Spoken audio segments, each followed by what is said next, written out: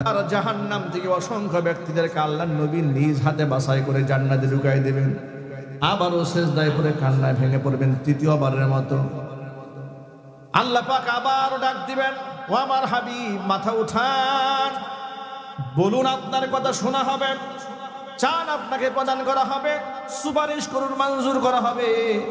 নবী করিম সাল্লাল্লাহু আলাইহি ওয়াসাল্লাম মাথা উঠাবেন, আবার উম্মতের জন্য চোখের পানি ছেড়ে কান্নায় ভেঙে পড়বেন। রব্বুল আলামিন অসংখ্য উম্মতেরা এখনো পর্যন্ত জাহান্নামের আগুনে আছে।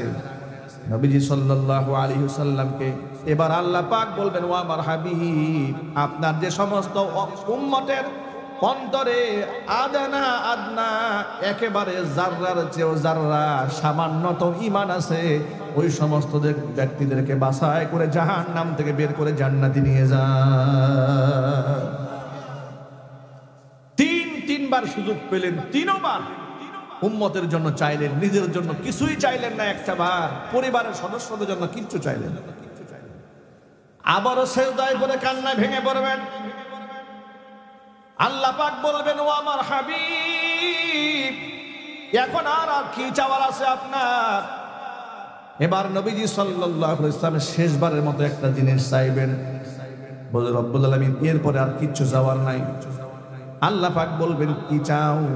হুজুর পাক সাল্লাল্লাহু আলাইহি ওয়াসাল্লাম তখন বলবেন, ও আল্লাহ তোমার কাছে আমার সর্বশেষ চাওয়া, আমাকে তুমি অনুমতি দাও। কার কলিজার মধ্যে কতটুকু ঈমান আছে ওইটা যাচাই বাছাই না করে আমি শুধুমাত্র ওই সমস্ত ব্যক্তিদেরকে জাহান্নাম থেকে বের করে আনতে চাই যারা গোটা জীবনে একটা বার লা ইলাহা ইল্লাল্লাহ মুখে উচ্চারণ করেছে। আল্লাহু আকবার বলেন। আল্লাহর নবীকে আল্লাহ রাব্বুল আমিন থামিয়ে দিবেন। এবার কিফ ইয়া মুহাম্মদ আপনি থেমে যান। হুজুরকে আল্লাহ থামায় দেবেন, কিন্তু হুজুরের সাথে আল্লাহর একটা ওয়াদা আছে। কোরআন মাজিদ আল্লাহ রাব্বুল আমিন বলেছেন, ওয়ালা সাউফা ইউতিকা ফাতারদা, অবশ্য আপনাকে আমি এত এত বেশি দেব যে আপনাকে আমি আল্লাহ সন্তুষ্ট করেই ছাড়ব। হাদিস শরীফে এসেছে, ইন্না সানুরদিকা ফি উম্মাতিকা ওয়ালা নাসুরুকা, আপনার উম্মতের ব্যাপারে আপনাকে আমি সন্তুষ্ট করে ছাড়ব। আপনি যতক্ষণ সন্তুষ্ট না হবেন ততক্ষণ পর্যন্ত আপনার উম্মতের উপর আমি রহমত নাজিল করতেই থাকব। আর যদি বলেন সুবহানাল্লাহ। নবী করিম সাল্লাল্লাহু আলাইহি ওয়াসাল্লামকে আল্লাহ পাক থামায় দিবেন, থামেন, যা চাওয়ার আপনি চেয়ে নিয়েছেন। এবার আল্লাহ পাক নিজের ইজ্জতের কসম করে বলবেন, ওয়া বিইজ্জাতি ওয়া কুদরতি ওয়া জিবরিয়াই, আমার ইজ্জতের কসম, আমার ব্যক্তিত্বের কসম, আমার ক্ষমতার কসম, আমার আজমতের কসম, বড়ত্বের কসম, অবশ্যই অবশ্যই আমি আল্লাহ তাআলা বের করে আনবো ওই সমস্ত ব্যক্তিদেরকে যারা গোটা জীবনে শুধুমাত্র একটা বার লা ইলাহা ইল্লাল্লাহ মুখে উচ্চারণ করেছে। জুড়ে বলেন সুবহানাল্লাহ। লা উখরিজান্না মান ক্বালা লা ইলাহা ইল্লাল্লাহ উচ্চারণ করেছে, আমি এইরকম একটা ব্যক্তিকেও জাহান্নামের আগুনে পুরাবো না, সবগুলাকে জাহান্নামের আগুন থেকে বের করে জান্নাতের মেহমান বানায় দেব। জোরে আওয়াজে বলেন সুবহানাল্লাহ। সেই নবীজির শাফাত আমাদের দরকার আছে না নাই? আল্লাহর হাবিবের শাফাত যদি আমাদের প্রয়োজন হয়, নবীজি সাল্লাল্লাহু আলাইহি ওয়াসাল্লাম শর্ত দিয়ে দিয়েছেন, শোনো, মান আহাব্বা সুন্নতি ফাকাদ আহাব্বানি ওয়া মান আহাব্বানি কানা মাই ফিল জান্নাহ। যেই ব্যক্তি আমি নবীর সুন্নাতকে ভালোবাসবে সেই ব্যক্তি আমাকেই ভালোবাসবে, আর যেই ব্যক্তি আমাকে ভালোবাসবে সেই ব্যক্তি আমার সাথে জান্নাতি হবে। হুজুরের সাহাবী রাবিআ রাদিয়াল্লাহু তাআলা আনহু কোন এক রাতে হুজুরের সাথে সফর সঙ্গী হওয়ার, রাত্রি যাপন করার সুযোগ পেয়েছিলেন। তাহাজ্জুদের সময় ওযুর পানি এগিয়ে দিয়েছিলেন। নবীজি বড় খুশি হয়ে বলেছিলেন, রাবিআ তুমি চাও তোমাকে দেওয়া হবে। সাহাবী রাবিআ রাদিয়াল্লাহু তাআলা আনহু এত খুশি হয়ে গেলেন, নবী আমাকে বলেছেন তুমি চাও তোমাকে দেওয়া হবে। রাবিআ রাদিয়াল্লাহু তাআলা আনহু বললেন, নবীজি দুনিয়াতে কিছুই চাই না আপনার কাছে, নাসআলু মুরাফাকাকা ফিল জান্নাহ, জান্নাতে আপনার সাথী হয়ে আমি থাকতে চাই।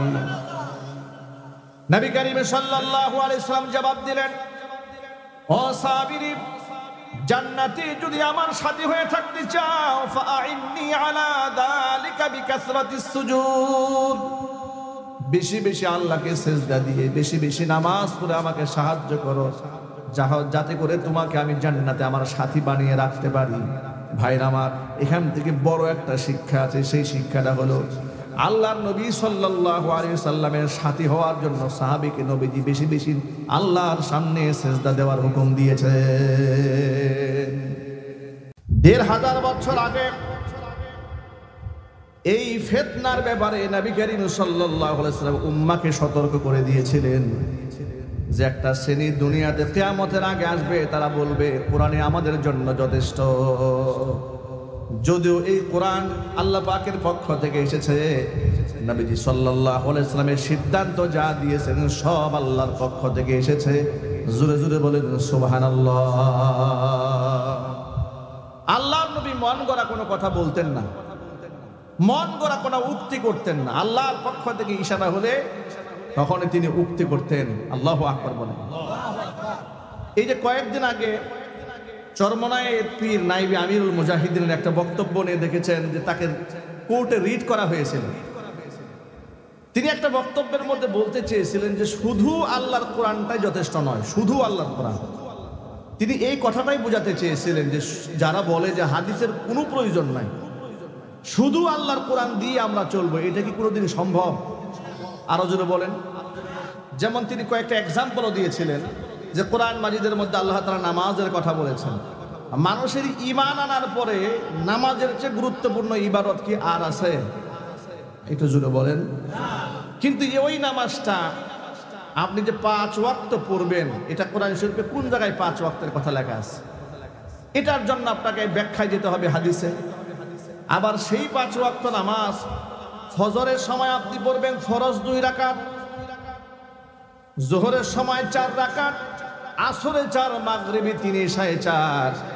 এই যে ফরজিয়াত ভাগাভাগি হয়ে গেল, আবার কিছু সুন্নতে মুআক্কাদা হলো। তো এই মাসলাগুলো আপনি কোথায় পাবেন?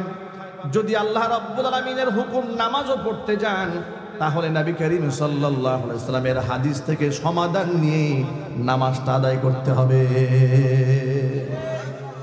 এই জন্য আমাদের বক্তব্য হচ্ছে কোরআন এবং সুন্নাহ, শুধু কোরআন নয়, কি বলতে হবে? কোরআন এবং সুন্নাহ। এই সমাজের মধ্যে একটা স্লোগান আছে, আল কোরআনের আলো ঘরে ঘরে জ্বালো। এই স্লোগানটা অপূর্ণাঙ্গ, এটারও তাৎপর্য আছে, কিন্তু স্লোগানটা অপূর্ণাঙ্গ। এটাকে পূর্ণাঙ্গ করতে হলে বলতে হবে কোরআন সুন্নাহর আলো ঘরে ঘরে জ্বালো। আমি কথা বোঝাতে পেরেছি? আরেকটা এক্সাম্পল বলি আপনাদেরকে। কোরআন মাজিদের মধ্যে আল্লাহ রাব্বুল আলামিন হজ সম্পর্কে বলেছেন, গুরুত্বপূর্ণ ফরজ ইবাদত। আল্লাহ পাক বলেন, ওয়ালিল্লাহি আলান নাসি হিজ্জুল বাইতি মান ইসতাতাআ ইলাইহি সাবিলা। যে সমস্ত ব্যক্তিদের সামর্থ্য আছে, ওই সমস্ত ব্যক্তির আল্লাহর পথে হজ ব্রত পালন করা তার জন্য এটা জরুরি হয়ে যায়। তাহলে এই যে আপনি হজের বিধি বিধান পালন করবেন, কোন জায়গা থেকে আপনি ইহরাম বাঁধবেন, কোথায় গিয়ে আপনি ছাড়বেন, ইহরাম বাঁধার পদ্ধতি কি, কোন দোয়া পরে ইহরাম শুরু করবেন, কোথা থেকে তোয়াফ শুরু করবেন, কোন জায়গায় গিয়ে শেষ করবেন, সকল ডিটেলস বর্ণনা, বিস্তারিত আলোচনা, এগুলো কি কোরআনে আছে? আছে কোথায়? হাদিসে আছে। সুবহানাল্লাহ বলবেন না? তাহলে আপনি যদি বলেন যে আমরা হাদিসের কোনো প্রয়োজন নাই, তাহলে কি আমার সঠিক পথে পরিচালিত হওয়ার কি কোনো সুযোগ আছে? কোনো সুযোগ নেই। যাকাতের ব্যাপারটা একটু দেখেন। আল্লাহ পাক সূরা তাওবার মধ্যে বললেন, খুয মিন আমওয়ালিহিম সাদাকাতান তুতাহহিরুহুম ওয়া তুযাক্কিহিম বিহা ওয়া সাল্লি আলাইহিম ইন্না সালাতাকা সাকানুল লাহুম ওয়াল্লাহু সামিউন আলীম। নবীজি, আপনি ধনীদের কাছ থেকে সম্পদ গ্রহণ করেন। খুয মিন আমওয়ালিহিম সাদাকাতান, আপনি যাকাত গ্রহণ করে এটা আপনি দরিদ্রদের মাঝে বন্টন করে দেবেন, আর এর মাধ্যমে আপনি ধনীদেরকে তাদের ব্যক্তিগতভাবে এবং তাদের সম্পদগুলোকে আপনি পাক বানাবেন। তো যাকাত এটা কি সুন্নাত না ফরজ? সবাই একটা আওয়াজ দিয়ে বলেন। তো ফরজ জাকাত কত পার্সেন্ট জাকাত দিবেন এটা কোরআনে লেখা আছে? আওয়াজ নাই। যেমন কোরআন মাজিদের মধ্যে আল্লাহ রাব্বুল আলামিন এই ফসলের জাকাত এর সম্পর্কে বিস্তারিত বর্ণনা আপনি পাবেন, উসর আলোচনা আপনি এখানে পাবেন না। কোরআনে শুধু মৌলিক কথাগুলো দেওয়া আছে, আর এই মৌলিক কথাগুলো সাহাবায়ে কিরাম রাদিয়াল্লাহু তাআলা আনহুম আজমাইন তাদের সামনে ব্যাখ্যা করেছেন আমাদের কলিজার টুকরা নয়নমণি বিশ্বনবী মুহাম্মদুর রাসূলুল্লাহ সাল্লাল্লাহু আলাইহি ওয়াসাল্লাম। আল্লাহ পাকের জন্য বলেছেন, হে আল্লাহর নবী, হে আল্লাহর হাবিব, আমার দোস্ত, আপনাকে আনজালনাহু ইলাইকা যিকরা লিতুবায়্যিনা লিন-নাস, আপনার কাছে যে আমি কোরআনটা নাজিল করলাম দিয়েছি এই জন্য লিতুবায়্যিনা লিন-নাস, মানুষকে আপনি বর্ণনা করে বুঝাই দিবেন আমার বিধানগুলো। আল্লাহু আকবার বলেন। এই জন্য শুধুমাত্র কোরআন একজন ব্যক্তির হেদায়েতের জন্য যথেষ্ট নয়, শুধু কোরআন নয়, কোরআন এবং সুন্নাহ। এই জন্য বিদায় হজের ভাষণে নবী করিম সাল্লাল্লাহু আলাইহি ওয়াসাল্লাম শুধু আল্লাহর কালামের কথা বলেন নাই, হুজুর বলেছেন তারাকতু ফীকুম আমরাইনি লান তাদিল্লু মা তামাসসাকতুম বিহিমা কিতাবাল্লাহি ওয়া সুন্নাতা রাসূলি। আমি নবীজি সাল্লাল্লাহু আলাইহি ওয়াসাল্লাম তোমাদের জন্য দুইটা জিনিস রেখে গেলাম, যতদিন পর্যন্ত দুইটা জিনিসকে আঁকড়ায় ধরে রাখতে পারবে ততদিন পর্যন্ত কশিন কালেও তোমরা হক পথ থেকে বিচ্যুত হবে না। একটা হচ্ছে কিতাব আল্লাহ, আল্লাহ পাকের কিতাব কোরআন রেখে গেলাম, ওয়া সুন্নাতা রাসূলিহি, তার রাসূলের সুন্নাহ রেখে গেলাম, তার আদর্শ রেখে গেলাম। কোরআন এবং সুন্নাহ দুটো আদর্শ যদি জীবনের সাথে ধরে রাখতে পারো, নবীজি বলেছেন অবশ্যই তোমরা সত্য পথ থেকে বিচ্যুত হবে না। এখন প্রশ্ন হচ্ছে, তাহলে কোরআন মানলাম, কোরআন তো একেবারে অথেন্টিক, এখানে হাত দেওয়ার কোনো সুযোগ নেই, একটা নুক্তা পরিবর্তন করার ক্ষমতা কারো নাই, কথা ঠিক না বেঠিক? একটা নুক্তার মধ্যে হাত দিলে যে ছোট ছোট বাচ্চারা পাগড়ি পড়েছে না, এরা আপনার ভুল ধরে ফেলবে। সুবহানাল্লাহ বলেন। আমি মাঝে মাঝে অবাক হই, আল্লাহ পাকের কত বড় নিয়ামত এই কোরআন মাজিদ। আমি যত বড় আলেম হই না কেন, আপনারা যত বড় গবেষক পণ্ডিত হন, একটা আয়াত একটু ভুল করেন, বক্তব্যের বাচ্চা হাসবে, হ্যাঁ হুজুর কি পড়তেছে এটা ধরে ফেলবে। মানে আল্লাহর কোরআনের সংরক্ষণ আল্লাহ তাআলা এভাবে করেছেন যে আপনি বড় আল্লাহ আমাদের দাহার হতে পারেন, কিন্তু এই কোরআনের মধ্যে যখন আপনি আঙ্গুল ঢুকাতে যাবেন, শিশু বাচ্চা দিয়ে আল্লাহ পাক আপনাকে সবক দিয়ে দিবেন। সুবহানাল্লাহ বলেন। এই কোরআন আল্লাহ পাক এভাবে সংরক্ষণের দায়িত্ব গ্রহণ করেছে।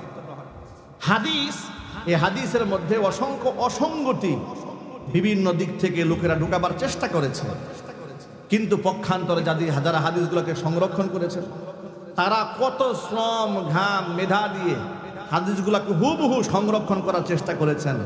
এমনকি হাদিস যারা বর্ণনা করেছেন, আপনারা ইতিহাস তো শুনেছেন, ইমাম বুখারী রাহিমাহুল্লাহ, একটা এক্সাম্পল দিই আপনাদের, যাদের কাছ থেকে হাদিস নিতেন ভায়া হয়ে, যেমন আমি আপনার কাছ থেকে নিয়েছি, আপনি ওনার কাছ থেকে নিয়েছেন, উনি ইনার কাছ থেকে নিয়েছেন, এরকম কয়েক প্রজন্ম যাওয়ার পরে নবী করিম সাল্লাল্লাহু আলাইহি ওয়াসাল্লাম পর্যন্ত পৌঁছেছেন, সাহাবায়ে কেরাম পর্যন্ত পৌঁছে গেছেন। যাদের কাছ থেকে ভায়া হয়ে নিয়েছেন, এই যে সিলসিলাটা, এই যে সিলসিলা, এটাকে বলা হয় রিজাল, যাদের মাধ্যমে হাদিসটা পাওয়া গেছে। এই সমস্ত লোকদের মধ্য থেকে কোনো একজন ব্যক্তি জীবনে একটা মিথ্যা কথা বলেছে যদি প্রমাণিত হয়েছে, ইমাম বুখারী রাহমাতুল্লাহি আলাইহি ওই হাদিস আর গ্রহণ করেন না। সুবহানাল্লাহ বলবেন না? দেখেছেন হাদিস কিভাবে সংরক্ষিত হয়েছে? শুধুমাত্র কোরআনই সংরক্ষিত থাকবে না, যদি কোরআনের সাথে কোরআনের ব্যাখ্যা বিশুদ্ধ হাদিস সংরক্ষিত না থাকে, তাহলে তো কোরআনের ইলমের আমানত খিয়ানত হয়ে যাবে। যার দরুন কোরআন যেমন সংরক্ষিত থাকবে, কোরআনকে সঠিকভাবে উপলব্ধি করার জন্য সহিহ হাদিসও কিয়ামত পর্যন্ত, নবী করিম সাল্লাল্লাহু আলাইহি ওয়াসাল্লামের এই কথাগুলো কিয়ামত পর্যন্ত আল্লাহ পাক আপন দায়িত্বে বিশুদ্ধভাবে সংরক্ষণ করবে। সুবহানাল্লাহ। কিন্তু কোরআন মাজিদ যেভাবে হুবহু শব্দে শব্দে সংরক্ষিত হয়েছে, হাদিসের মধ্যে কিছু ভেজাল ঢুকাবার লোকেরা চেষ্টা করতে পারে, অপব্যাখ্যাও করতে পারে, কিন্তু প্রজন্মের পর প্রজন্ম আল্লাহ তাআলা এমন দায়িত্বশীল ইনসাফগার কিছু আলেম এই পৃথিবীতে সৃষ্টি করে দিবেন, যাদের কারণে এই অপব্যাখ্যাগুলো সমাজে মার্কেট পাবে না, তারা সঠিক ব্যাখ্যা জাতির সামনে উপস্থাপন করবে। নবী করিম সাল্লাল্লাহু আলাইহি ওয়াসাল্লাম এজন্য বলেছেন, ইয়াহমিলু হাদাল ইলমা মিন কুল্লি খালাফিন উদুলুহু ينفون عنه تحريف الغالين وانتحال المبتلين وتأويل الجاهلين। প্রতি যুগে যুগে এমন একদল ইনসাফগার আলেম কোরআন সুন্নাহর জ্ঞানকে তারা বক্ষে ধারণ করবেন। ইয়ানফুনা আনহু তাহরিফাল গালিন, সীমা লঙ্ঘনকারীদের সীমা লঙ্ঘন থেকে এই ইলমকে তারা রক্ষা করবেন। ওয়ান্তিহাল আল মুবতিলিন, বাতিল পন্থীদের সংযোজন থেকে তারা রক্ষা করবে। ওয়া তাআবিল আল জাহিলিন, কোন মূর্খ মানুষ যদি কোরআন সুন্নাহর অপব্যাখ্যা করে, সঠিক ব্যাখ্যা কোরআন সুন্নাহর সঠিক ব্যাখ্যা জাতির সামনে তারা উপস্থাপন করে দিবেন। জোরে আওয়াজে বলেন সুবহানাল্লাহ। এই জন্য কোরআন সুন্নাহর ভুল ব্যাখ্যা করে পৃথিবীতে কেউ পার পায় নাই। কোনো না কোনো জায়গা থেকে কেউ না কেউ আওয়াজ তুলেছে। কথা ঠিক না ঠিক জোরে বলেন। কারণ এইটা তো আল্লাহ পাকের নিয়ামত। ভাইরা আমার, আলেমরা যে এত গুরু দায়িত্ব পালন করেন, আলেমরা মানুষের ঈমান এবং আমলের পাহারাদার। এই জন্য আলেমদের তবাকাত দরজাত অনেক সম্মান আল্লাহ পাক দান করেছেন। কোরআনের ভাষায় শোনায় আল্লাহ বলছেন, ইয়ারফাইল্লাহুল্লাযীনা আমানু মিনকুম ওয়াল্লাযীনা উতুল ইলমা দারাজাত। ইয়ারফাইল্লাহুল্লাযীনা আমানু মিনকুম ওয়াল্লাযীনা উতুল ইলমা দারাজাত। ইমামদারদের মর্যাদা আল্লাহ পাক বাড়াবেন, সাথে সাথে যারা আলেম তাদের মর্তবা আল্লাহ পাক আকাশচুম্বী বানায় দেবেন। এই সমাজের মধ্যে হক্কানি আলেম উলামাদের সম্মান আছে না না? দিল থেকে আলেমদেরকে মানুষ সীমাহীন মহব্বত করে, কোনো প্রকারের সার্থকতা ছাড়াই আলেমদেরকে মানুষ ভালোবাসে, কদর করে, মহব্বত করে। তাদেরকে একটু হাত স্পর্শ করতে চায়, হাত ধরে একটু চুমু খেতে চায়। আমি মাঝে মাঝে অবাক হয়ে যাই, রাস্তাঘাটে কোনো ব্যক্তিগত কাজে যদি দাঁড়িয়েছি, ফুটপাতের দোকানদার রাস্তায় বসে বসে ফল বিক্রি করে। এরকম এক আমের দোকানদার আম বিক্রি, এক ঝুপড়ি আম নিয়ে বসে আছে। রাস্তা দিয়ে হেঁটে যাচ্ছি, দৌড়ে এক লোক দুটো আম নিয়ে আসছে। হুজুর, আপনাকে অনেক মহব্বত করি, আপনি একটা আম খান। দেখেন, এই আমের দাম তো অনেক টাকা না, কিন্তু এই ভালোবাসার মূল্য কি পৃথিবী দিয়েও দেওয়া সম্ভব? আল্লাহু আকবার বলেন। আপনি এটা কি দিয়ে এটাকে আপনি মূল্যায়ন করবেন বলেন? কিশোরগঞ্জে এক মাহফিলে গিয়েছি, স্টেজ থেকে নামার সময় দিনের বেলা প্রচন্ড ধুলা উড়েছে। ধুলা উড়ার পরে এখন জুতাগুলো সব সাদা হয়ে গেছে। এক ভদ্রলোক গায়ের উড়না রুমাল এটা খুলে জুতা মোছা শুরু করেছে। আমি অবাক হয়ে বললাম যে আপনার গায়ের মাথার রুমাল যে আপনি জুতা পরিষ্কার করতেছেন, এটা কি হলো নাকি? বলে, হুজুর আমি আলেমের সম্মান করতেছি। আল্লাহু আকবার বলবেন না? এই ইজ্জত তো আল্লাহ পাকই দান করেছে। ইজ্জত দেওয়ার মালিককে, সম্মান দেওয়ার মালিককে। কুলিল্লাহুম্মা মালিকাল মুলক তুতিল মুলকা মান তাশা ওয়া তানজিউল মুলকা মিম্মান তাশা ওয়া তুইজ্জু মান তাশা ওয়া তুদিল্লু মান তাশা বিয়াদিকাল খায়র ইন্নাকা আলা কুল্লি শাইইন কাদির। নবী আপনি বলুন, হে রাজত্বের মালিক, যাকে খুশি আপনি রাজত্ব দেন, যার থেকে খুশি রাজত্ব আপনি ছিনিয়ে নিতে পারেন। যাকে খুশি আপনি ইজ্জত দেন, যার থেকে খুশি আপনি ইজ্জত ছিনিয়ে নিতে পারেন। সেই ক্ষমতা আপনারই তো আছে। বিয়াদিকাল খায়র, সকল কল্যাণ আল্লাহ তো আপনারই হাতে।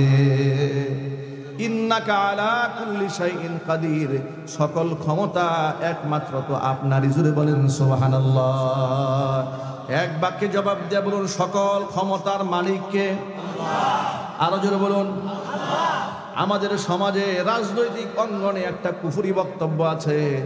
দেখবেন এখন তো আগামীতে এই কিছুদিন পরে জাতীয় সংসদ নির্বাচনের আওয়াজ উঠেছে। নেতৃবৃন্দরা মাইক পেলেই জনগণকে পাম দেওয়ার জন্য, ধোঁকা দিয়ে বোকা বাড়াবার জন্য বলে বেড়ায় জনগণ সকল ক্ষমতার উৎস। এর চাইতে বড় মারাত্মক মিথ্যা কথা আর কিছুই হতে পারে না। সকল ক্ষমতার উৎসকে, এই কথাটা মনে প্রাণে বিশ্বাস করবেন। ইমানের মধ্যে কোনো ভেজাল লাগবে না। ইমানে কোনো ভেজাল রাখা যাবে না। আমলের ত্রুটি বিচ্যুতি হলে হয়তো আল্লাহ রাব্বুল আলামিন আমাদেরকে ক্ষমা করে দিতেও পারেন। যদি আল্লাহ পাকের ইচ্ছা হয়, আমাদের চোখের পানি যদি আল্লাহর কাছে কবুল হয়, আল্লাহ যদি চান আল্লাহ আমাদেরকে ক্ষমা করে দিতেও পারেন। হয়তো নবীদের সুপারিশে আল্লাহ আমাদের ক্ষমা করে দিতে পারেন, না হয় উলামাদের সুপারিশে আল্লাহ আমাদেরকে ক্ষমা করতে পারেন, না হয় শহীদদের সুপারিশে আল্লাহ তাআলা আমাদেরকে ক্ষমা করে দিতে পারেন।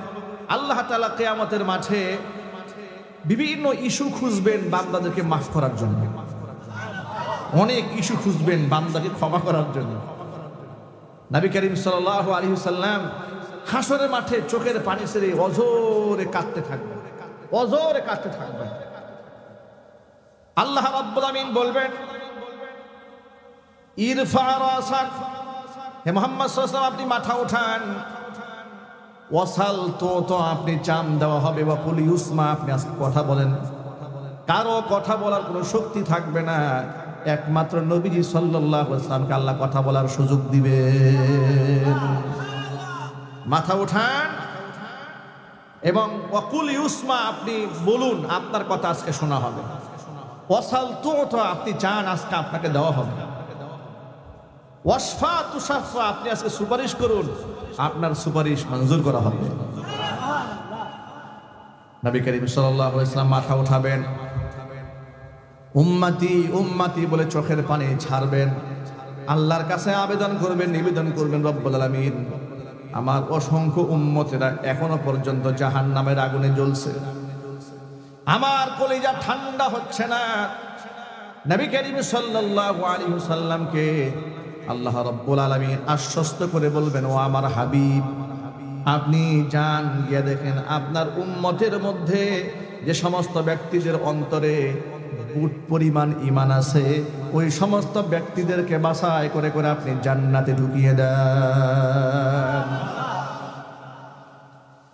উম্মতের অসংখ্য মানুষদেরকে আল্লাহর নবী নিজ হাতে বাছাই করে করে জাহান্নাম থেকে বের করে জান্নাতে প্রবেশ করাবেন।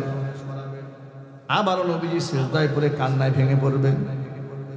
নবীজি সাল্লাল্লাহু আলাইহি ওয়াসাল্লাম কি আল্লাহ পাক পূর্বের মতো বলবেন, ইয়া মুহাম্মাদ ইরফা রাসাক, ও মুহাম্মদ সাল্লাল্লাহু আলাইহি ওয়াসাল্লাম আপনি মাথা উঠান। ওয়াকুল ইউসমা, আপনি বলুন, আপনার কথা আজকে শোনা হবে। ওয়াসাল, তো আপনি আজকে চান আপনাকে দেওয়া হবে। ওয়াশফা তুশাফা, আপনি সুপারিশ করুন, মঞ্জুর করা হবে। আবার নবীজি মাথা উঠাবেন, বলবেন, রব্বুল আলামিন আমার উম্মতের এখনো পর্যন্ত অসংখ্য লোকেরা জাহান্নামের আগুনে পুড়ছে।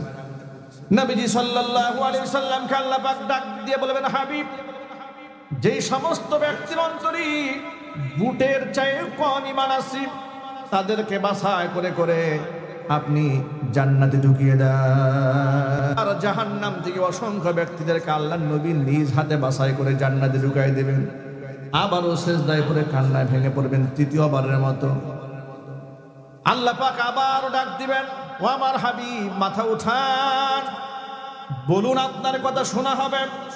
চান আপনাকে প্রদান করা হবে, সুপারিশ করুন, মঞ্জুর করা হবে। নবী করিম সাল্লাল্লাহু আলাইহি ওয়াসাল্লাম মাথা উঠাবেন, আবার উম্মতের জন্য চোখের পানি ছেড়ে কান্নায় ভেঙে পড়বেন, রব্বুল আলামিন অসংখ্য উম্মতেরা এখনো পর্যন্ত জাহান্নামের আগুনে আছে। নবীজি সাল্লাল্লাহু আলাইহি ওয়াসাল্লামকে এবার আল্লাহ পাক বলবেন, ও আমার হাবিব, আপনার যে সমস্ত উম্মতের অন্তরে আদনা আদনা একেবারে জাররার চেয়েও জাররা সামান্যতম ঈমান আছে, ওই সমস্ত ব্যক্তিদেরকে বাছাই করে জাহান্নাম থেকে বের করে জান্নাতে নিয়ে যান। তিনবার সুযোগ পেলেন, তিনবার উম্মতের জন্য চাইলেন, নিজের জন্য কিছুই চাইলেন না, একটা বার পরিবারের সদস্যদের জন্য কিচ্ছু চাইলেন না। আবারও সিজদায় পড়ে কান্নায় ভেঙে পড়বেন। আল্লাহ পাক বলবেন, ও আমার হাবিব, এখন আর কি চাওয়ার আছে আপনার? এবার নবীজি সাল্লাল্লাহু আলাইহি ওয়াসাল্লাম শেষবারের মতো একটা জিনিস চাইবেন, বলে, রব্বুল আলামিন এরপরে আর কিচ্ছু চাওয়ার নাই। আল্লাহ পাক বলবেন, কি চাও? হুজুর পাক সাল্লাল্লাহু আলাইহি ওয়াসাল্লাম তখন বলবেন, ও আল্লাহ, তোমার কাছে আমার সর্বশেষ চাওয়া, আমাকে তুমি অনুমতি দাও, কার কলিজার মধ্যে কতটুকু ঈমান আছে ওইটা যাচাই বাছাই না করে আমি শুধুমাত্র ওই সমস্ত ব্যক্তিদেরকে জাহান্নাম থেকে বের করে আনতে চাই যারা গোটা জীবনে একটাবার লা ইলাহা ইল্লাল্লাহ মুখে উচ্চারণ করেছে। আল্লাহু আকবার বলেন। আল্লাহর নবীকে আল্লাহ রাব্বুল আমিন থামিয়ে দিবেন, এবার কিফ ইয়া মুহাম্মদ আপনি থেমে যান। হুজুরকে আল্লাহ থামায় দেবেন, কিন্তু হুজুরের সাথে আল্লাহর একটা ওয়াদা আছে। কোরআন মাজিদ আল্লাহ রাব্বুল আমিন বলেছেন ওয়ালা সাউফা ইউতিকা ফাতারদা, অবশ্য আপনাকে আমি এত এত বেশি দেব যে আপনাকে আমি আল্লাহ সন্তুষ্ট করেই ছাড়ব। হাদিস শরীফে এসেছে ইন্না সানুরদিকা ফি উম্মাতিকা ওয়ালা নাসুরুকা, আপনার উম্মতের ব্যাপারে আপনাকে আমি সন্তুষ্ট করে ছাড়ব। আপনি যতক্ষণ সন্তুষ্ট না হবেন ততক্ষণ পর্যন্ত আপনার উম্মতের উপর আমি রহমত নাজিল করতেই থাকব। আরো যদি বলেন সুবহানাল্লাহ। নবী করিম সাল্লাল্লাহু আলাইহি ওয়াসাল্লামকে আল্লাহ পাক থামাই দিবেন, থামেন, যা চাওয়ার আপনি চেয়ে নিয়েছেন। এবার আল্লাহ পাক নিজের ইজ্জতের কসম করে বলবেন ওয়া বিইজ্জাতি ওয়া কুদরতি ওয়া জিবরিয়াই, আমার ইজ্জতের কসম, আমার ব্যক্তিত্বের কসম, আমার ক্ষমতার কসম, আমার আজমতের কসম, বড়ত্বের কসম, অবশ্যই অবশ্যই আমি আল্লাহ তাআলা বের করে আনবো ওই সমস্ত ব্যক্তিদেরকে যারা গোটা জীবনে শুধুমাত্র একটাবার লা ইলাহা ইল্লাল্লাহ মুখে উচ্চারণ করেছে। জুড়ে বলেন সুবহানাল্লাহ। লা উখরিজান্না মান ক্বালা লা ইলাহা ইল্লাল্লাহ উচ্চারণ করেছে, আমি এইরকম একটা ব্যক্তিকেও জাহান্নামের আগুনে পুরাবো না, সবগুলাকে জাহান্নামের আগুন থেকে বের করে জান্নাতের মেহমান বানাই দেব। জোরে আওয়াজে বলেন সুবহানাল্লাহ। সেই নবীজির শাফাত আমাদের দরকার আছে না নাই? আল্লাহর হাবিবের শাফাত যদি আমাদের প্রয়োজন হয়, নবীজি সাল্লাল্লাহু আলাইহি ওয়াসাল্লাম শর্ত দিয়ে দিয়েছেন, শোনো, মান আহাব্বা সুন্নতি ফাকাদ আহাব্বানি ওয়া মান আহাব্বানি কানা মাই ফিল জান্নাহ। যেই ব্যক্তি আমি নবীর সুন্নাতকে ভালোবাসবে সেই ব্যক্তি আমাকেই ভালোবাসবে, আর যেই ব্যক্তি আমাকে ভালোবাসবে সেই ব্যক্তি আমার সাথে জান্নাতি হবে। হুজুরের সাহাবী রাবিআ রাদিয়াল্লাহু তাআলা আনহু কোন এক রাতে হুজুরের সাথে সফর সঙ্গী হওয়ার, রাত্রি যাপন করার সুযোগ পেয়েছিলেন। তাহাজ্জুদের সময় ওযুর পানি এগিয়ে দিয়েছিলেন। নবীজি বড় খুশি হয়ে বলেছিলেন, রাবিআ তুমি চাও তোমাকে দেওয়া হবে। সাহাবী রাবিআ রাদিয়াল্লাহু তাআলা আনহু এত খুশি হয়ে গেলেন, নবী আমাকে বলেছেন তুমি চাও তোমাকে দেওয়া হবে। রাবিআ রাদিয়াল্লাহু তাআলা আনহু বললেন, নবীজি দুনিয়াতে কিছুই চাই না আপনার কাছে, নাসআলু মুরাফাকাকা ফিল জান্নাহ, জান্নাতে আপনার সাথী হয়ে আমি থাকতে চাই। নবী করিম সাল্লাল্লাহু আলাইহি ওয়াসাল্লাম জবাব দিলেন, ও সাহাবী, জান্নাতে যদি আমার সাথী হয়ে থাকতে চাও ফাআইন্নি আলা যালিকা বিকাসরাতিস সুজুদ, বেশি বেশি আল্লাহকে সিজদা দিয়ে বেশি বেশি নামাজ পড়ে আমাকে সাহায্য করো, যাতে করে তোমাকে আমি জান্নাতে আমার সাথী বানিয়ে রাখতে পারি। ভাইরা আমার, এখান থেকে বড় একটা শিক্ষা আছে। সেই শিক্ষাটা হলো আল্লাহর নবী সাল্লাল্লাহু আলাইহি ওয়াসাল্লামের সাথী হওয়ার জন্য সাহাবীকে নবীজি বেশি বেশি আল্লাহর সামনে সিজদা দেওয়ার হুকুম দিয়েছে। নবীজি যদি নামাজের শর্ত আরোপ করে দেন, সিজদা দেওয়ার শর্ত আরোপ করে দেন, তাহলে এই সমাজে অসংখ্য বেনামাজি আছে। তারা পীর সাহেবের দরবারে যায় এই নিয়তে যে বছরে উরস শরীফে দরবারে গরু দিয়েছি, খাসি দিয়েছি, আমি নামাজ পড়ি আর না পড়ি, আমার জন্য তো মুক্তির রাস্তা আছেই। নাউজুবিল্লাহ বলেন। এরকম একটা মেন্টালিটি, একটা মানসিকতা আমাদের অনেকের মধ্যে আছে এই সমাজে। কথা বলে না, ওরা মাইকে ঘোষণা করে বলে যে এই পীরের দরবারের মুরিদ যে ব্যক্তি হবে কবরে তার কোনো সওয়াল জবাব হবে না, সরাসরি বলে। এরকম অসংখ্য ভিডিও বক্তব্য আমাদের কাছে আছে। তাদের বড় বড় দরবার, সেই দরবারে লক্ষ লক্ষ মুরিদ বাংলাদেশ, সেখানে মাইকে অ্যানাউন্স করা হচ্ছে যদি কেউ এই দরবারে মুরিদ হয় তাহলে পীর সাহেব গ্যারান্টি দিয়েছে কবরে তার কোনো সওয়াল জবাব হবে না। অথচ নামাজ এত গুরুত্বপূর্ণ ইবাদত, ইসলামের বেনা, ইসলামের ভিত্তি হচ্ছে নামাজ। কালিমার সাক্ষ্য দেওয়ার পরে পরেই নামাজের মর্তবা, নামাজের তাবাকাত, নামাজের অবস্থান, ওই নামাজবিহীন মানুষের মুসলমান দাবি করার কোনো অধিকার থাকে না। নবী করিম সাল্লাল্লাহু আলাইহি ওয়াসাল্লাম এর জন্য বলেছেন, লা দীনা লিমান লা সালাতা লা, যেই ব্যক্তির নামাজ নাই ওই ব্যক্তির দিন নাই, ধর্ম নাই, ঈমান নাই। নামাজ নাই, ওর দিনের পরিচয় নাই। নামাজ নাই, তার ধর্মের পরিচয় নাই। নামাজ নাই, তার ঈমানেরই পরিচয় নেই। নামাজ এত গুরুত্বপূর্ণ ইবাদত, যেটা আমাদের সমাজে সবচেয়ে বেশি অবহেলা করা হয়। কথা ঠিক নেবে, ঠিক জোরে বলেন। সবচাইতে বেশি অবহেলা করে নামাজ নিয়ে। সমাজের মসজিদগুলা সুন্দর হচ্ছে, একেবারে টাইলস লাগানো হচ্ছে, মোজাইক করা হচ্ছে। এখন তো মোজাইক নাই, এখন মার্বেল পাথর লাগানো হয়। গ্রামের মসজিদে এসি ছাড়া মুসল্লি নামাজ পড়ে, ঠিক না? সারাদিন ক্ষেত খামারে কাজ করে, ঘরের মধ্যে বেশি নাই, বাড়িতে বেশি নাই, কোথাও বেশি নাই। মসজিদে এসে মুয়াজ্জিন সাহেব এমন ধমক দেয়, এই মুয়াজ্জিন এসি ছাড়া ওটা নামাজ পড়তে গরমে ঘামে যেতেছে। কথা বলেন না, মানে অবস্থা এমন মনে হচ্ছে যে উনি এই মাত্র মার্সিডিজ বেঞ্চ থেকে নেমে মসজিদে ঢুকলেন, যে উনি আর সহ্য করতে পারছেন না। এমন একটা অবস্থা আমাদের হয়েছে। মসজিদগুলা সুন্দর হচ্ছে, মাসাজিদুহুম আমিরাতুন ওয়া হিয়া খারাবুম মিনাল হুদা। মসজিদগুলা সুন্দর হচ্ছে, কিন্তু হেদায়েত শূন্য হয়ে যাচ্ছে। মসজিদ খুব চকচকে, বিভিন্ন সময় দেখবেন দর্শনীয়, একেবারে বর্তমানে এক একটা মসজিদ যেন এক একটা তাজমহল। দিনাজপুরে কয়েকদিন আগে একটা মসজিদ দেখলাম অনলাইনে, কি সুন্দর, এত সুন্দর মসজিদ। মালয়েশিয়াতে আমরা প্রোগ্রাম করতে গিয়েছি, সেখানে গিয়ে দেখেছি পুত্রাজায়াতে বিশাল বিশাল মসজিদ, এক একটা মসজিদ যেন এক একটা তাজমহল, এত সুন্দর। কিন্তু অবাক করা বিষয়, নামাজের সময় হাতে গোনা এক দুই কাতার মুসল্লি নাই, মুসল্লি নাই। মসজিদ হচ্ছে সুন্দর সুন্দর মসজিদ হচ্ছে, আমাদের মসজিদগুলা পাকা হচ্ছে, ইমানগুলো কাঁচা হয়ে যাচ্ছে, ঠিক না? ঠিক জোরে বলেন। আর মসজিদ যেখানে 24 ঘন্টা মসজিদের দরজা খোলা থাকার কথা, নামাজ শেষ মসজিদের মধ্যে তালা লাগাই দেওয়া হচ্ছে। কথা বলে না কেন? মসজিদগুলা আজকে বাংলাদেশের মসজিদ, অনেক মসজিদগুলা আল্লাহ মাফ করুক, আল্লাহ মাফ করুক, এক একটা যেন মন্দিরে পরিণত হয়েছে। নাউজুবিল্লাহ।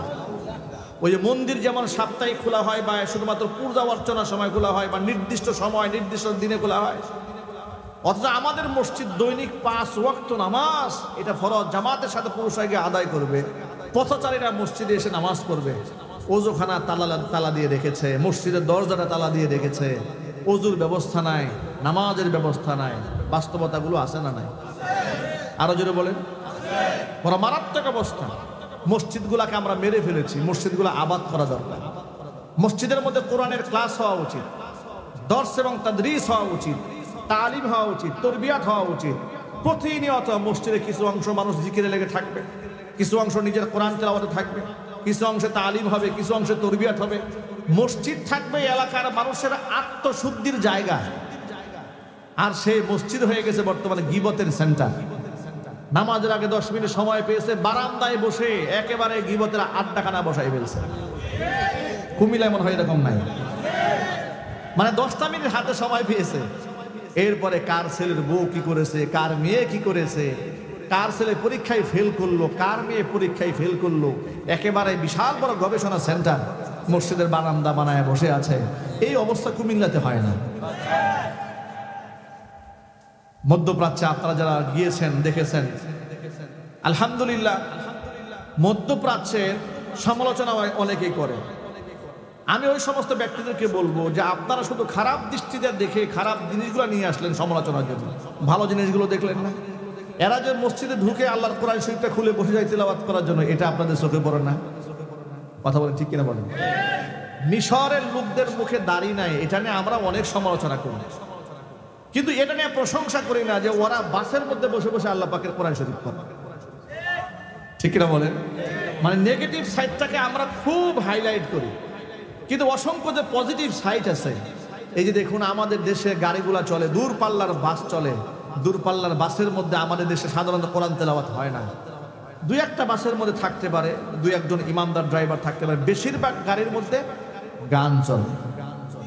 ঠিক না ব্যাটিক জোরে বলেন? গান চলে, আপনি বন্ধ করতে যাবেন, আপনার 14 কোটি উদ্ধার করে ছাড়বে। এই মেয়ে, আপনি কি নিজস্ব প্রাইভেট কার পাইছেন এটা? এরপরে ড্রাইভার সব সারা রাস্তা গান শুনতে শুনতে যাবে, গান শুনতে শুনতে আসবে। নামাজের সময় মনে যায়, দাঁড়াতেও চায় না। পক্ষান্তরে মধ্যপ্রাচ্যের আপনি বিশেষ রাষ্ট্রগুলোতে যান, আপনি একটু মিশরে যান, একটু সৌদি আরবে যান, আপনি যে কোনো গাড়িতে উঠবেন, এটা আপনার প্রাইভেট বাহন না, পাবলিক পরিবহনগুলো উঠেন, দেখবেন সেখানে কোরআন তেলাওয়াত আসতেছে।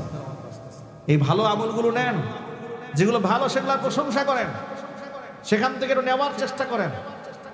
আমাদের দেশের লোকেরা ইউরোপে যায়, আমেরিকা যায়, ওখানকার খারাপ দিকগুলো নিয়ে আসে, ভালো একটা জিনিসও নিয়ে আসে না। দুনিয়াবি কিছু ভালো দিক আছে, সেটা কোনটা? আমি 2013 সালে মালয়েশিয়াতে জোহর বারাতে একবার মাহফিল ছিল, সেখানে গিয়েছিলাম। যাওয়ার পরে দেখি খুব সুন্দর পরিষ্কার পরিচ্ছন্ন রাষ্ট্র, সুন্দর ব্যবস্থাপনা, অনেক উন্নত। মাটির নিচ দিয়ে রেল লাইন, অসংখ্য রেল লাইন গোটা শহরের নিচ দিয়ে।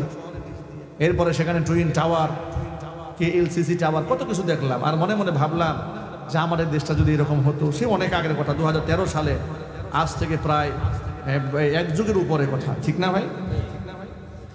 আমার প্রশ্ন হচ্ছে, ওই দিন এয়ারপোর্ট থেকে যখন আমরা ব্যাক করে বাংলাদেশে আসতেছি, বাংলাদেশের বড় এক মন্ত্রীর সাথে দেখা।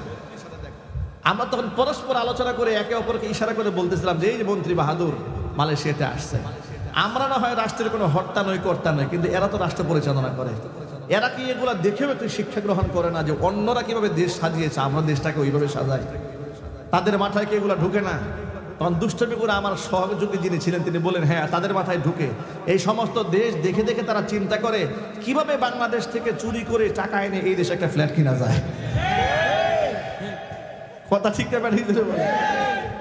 উচিত ছিল ওই দেশে ভালোটা দেখে এই দেশে অ্যাপ্লাই করবে, যে আমার দেশের মানুষ কত কষ্ট করে রাস্তায় চলে। আমরা ঘন্টা পরে ঘন্টা রাস্তায় দাঁড়িয়ে থাকি, জ্যামে পড়ে থাকি। ঢাকা থেকে আমরা কুমিল্লায় মাহফিল নিতে চাই না, ঢাকা শহর ক্রস করতে আমাদের 3 ঘন্টা সময় লাগে।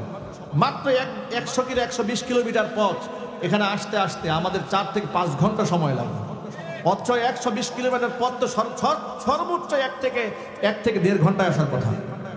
কথা ঠিক না? বেঠিক জোরে বলে। সেখানে আমাদের 4-5 ঘন্টা সময় লেগে যাচ্ছে। কয়েকদিন আগে দেখেছেন মেট্রো রেল চলার পথে সেখানকার আপনার বেয়ারিং পেজ এটা খুলে পড়েছে।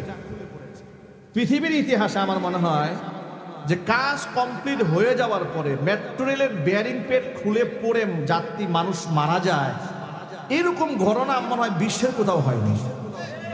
কথা ঠিক কিনা জোরে বলেন? কত কাজ চলাকালীন হতে পারে, XYZ কিছু হতে পারে, কিন্তু কাজ কমপ্লিট হ্যান্ড ওভার হয়ে গেছে, এরপরে মেট্রো রেল চলছে, সেখান থেকে ব্রেক পেট খুলে পড়ছে। আপনারা একটু চিন্তা করেন তাহলে উন্নয়ন, কত উন্নয়ন দেশে হয়েছে। কথা ঠিক না বেঠিক বলেন? কত উন্নতি সাধন হয়েছে।